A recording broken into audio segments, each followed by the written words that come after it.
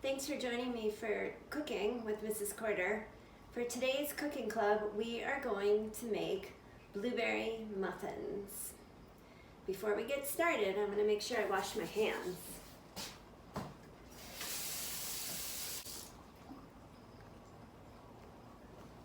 This is what we need for today's project. We need our dry ingredients. You can start with a package mix like this, and you can just pour all the dry ingredients into the bowl, or you can bake from scratch and you can mix all your dry ingredients together into one bowl.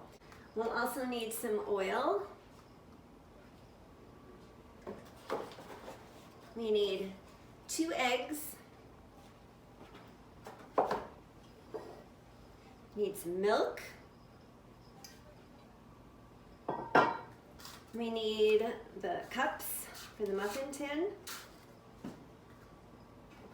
And today we're going to mix in some fresh blueberries. And we're also going to put some bananas in there. If you don't have fresh blueberries, you can always use the can of blueberries that come with a lot of these mixes. Or you could use any kind of fruit that you have in your pantry. I've prepared everything in advance, that I broke down all the portions so that everyone gets to do every step in the process. For the grown-ups, this is a part where you need to listen now and think about what you need to do in order to make sure you're setting your child up for success. It's really nice if everyone has their own bowl.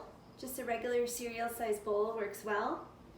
You can use a cutting board, or if you don't have enough cutting boards, you can use a simple paper plate. I find paper plates work really well because they don't slide around very much. You'll need to have something that's safe for your child to cut with. I really like these simple plastic knives. We reuse these again and again. You can wash them in the dishwasher.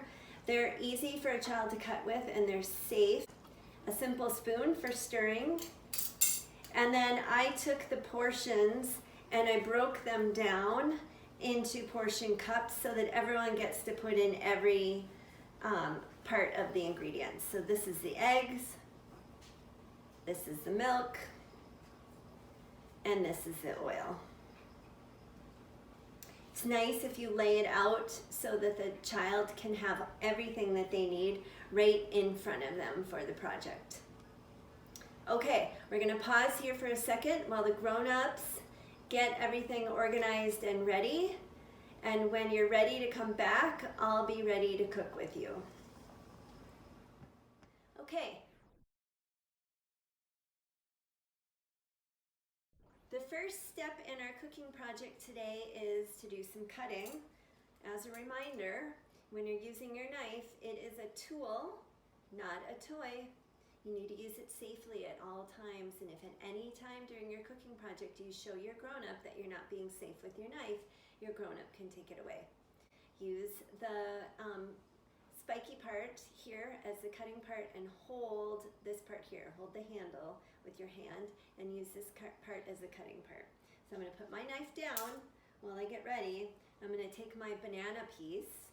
My grown-up put a little cut in the peel so it's easier to peel. I'm just going to peel it back like that. I'm going to put the banana piece on my plate. I'm going to pick up my tool, my knife, and I'm going to hold it really safely. I'm going to hold the banana with one hand and I'm going to hold my knife with the other hand, and I'm just going to cut and push. So just hold your banana with one hand, hold your knife with the other hand, and you push down like that. Cut your banana into small pieces, and then you can turn them over and cut them into teeny tiny pieces, like that.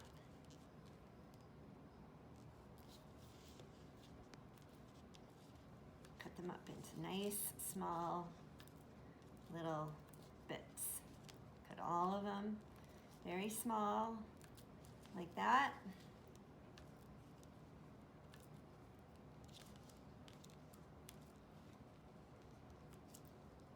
Okay. I finished up cutting up my bananas, so now I'm going to take my bananas from the paper plate or the cutting board that I was using, and I'm just going to scrape them into my bowl like that. So you have a bowl full of bananas. You can take your knife, put it aside, you don't need it anymore. Now we're going to start with the other ingredients.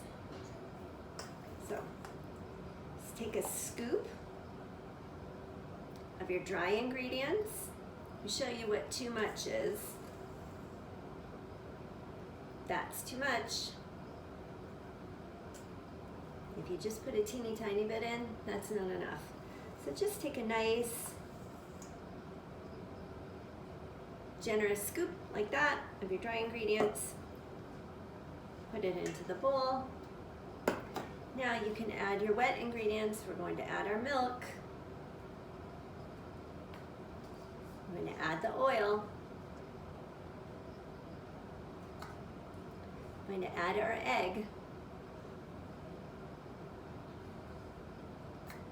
And then we're going to stir.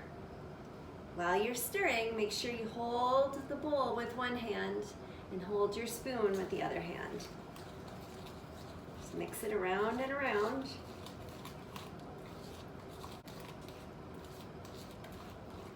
So your batter looks like that. Okay, if it's too runny, add some more dry ingredients. And if it's too thick, you can add a little bit more milk. Now we'll want to add some blueberries. Again, we're using fresh blueberries today. You could easily use the canned blueberries, though, that often come with these muffin packages. I'm going to put maybe 3 scoops of blueberries into my bowl because I really like blueberries. I'm going to hold the bowl again with one hand. I'm going to hold my spoon with the other, and I'm going to stir.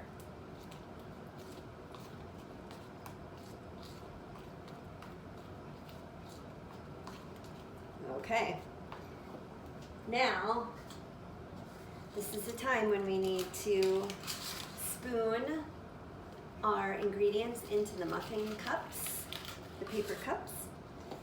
I like to use jumbo baking cups because they're a lot easier for little hands to get batter into.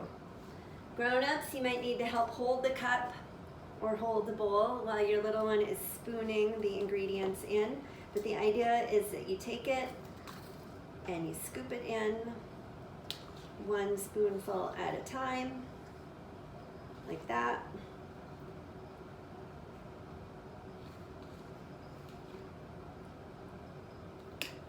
You want to fill each muffin cup up about halfway, not more than that. If it's more than that, then sometimes when they bake, they spill out over the edges. And you can just put your paper cup into the muffin pan like that. I'm going to fill up another one like this.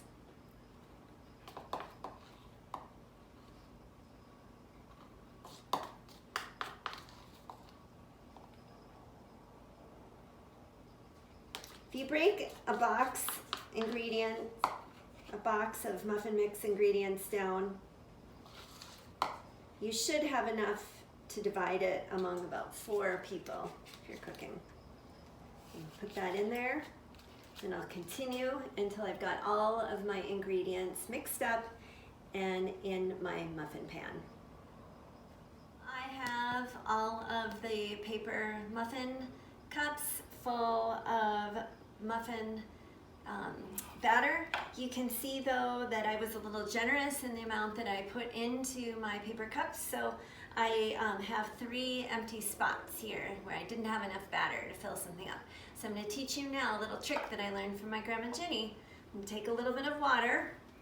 I'm going to pour just a tiny bit of water, maybe about 1/2 inch, into each one of these empty holes in my muffin tin. That will help to ensure that my muffins bake evenly while they're in the oven. Now I'm going to put them in. I set the oven for 400 degrees, and these are going to bake for about 20 minutes. In they go. Set the timer.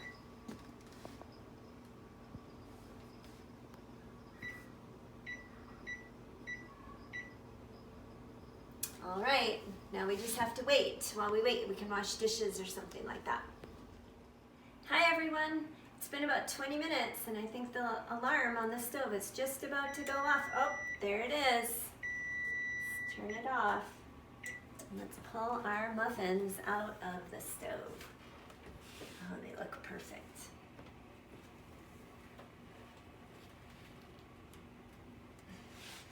There we go. We've got some beautiful golden brown muffins.